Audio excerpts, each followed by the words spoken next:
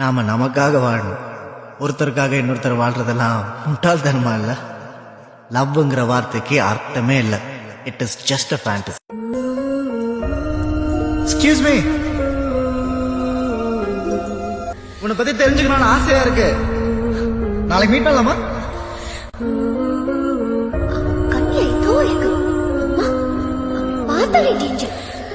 நாளைக்கு ஜாகிங் போக கூடாது. போக மாட்டேன். அண்ணா என்ன சொல்றாரு? நம்ம ரெண்டு பேரும் பர்ஃபெக்ட் லவ்வர்ஸ். லவ்வர்ஸ் தான். என்ன மாதிரி பொண்ணு உனக்கு பிடிக்கலையா? யார் சொன்னா? நீ எனக்கு சூட் ஆன பொண்ணுதான். யாருக்காக வெயிட் பண்ற?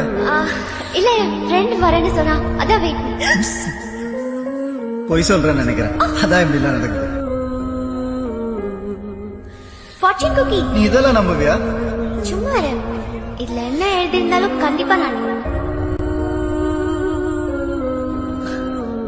லைஃப்ல ஃபர்ஸ்ட் டைம் ஒரு பொண்ணோட பேர் கூட தெரிஞ்சுக்காம போறேன். ரிலேஷன்ஷிப் ரொம்ப பர்சனலா போக கூடாது. ஜஸ்ட் ட்ரெயின் ஸ்நேகித மாதிரி இருக்கணும். அதை அப்படியே பிளாட்ஃபார்மோட விட்டுறணும். எல்லாரும் சந்தோஷமா இருப்பாங்க. யாருக்கும் கஷ்டமே கிடையாது. No commitments, no disappointments.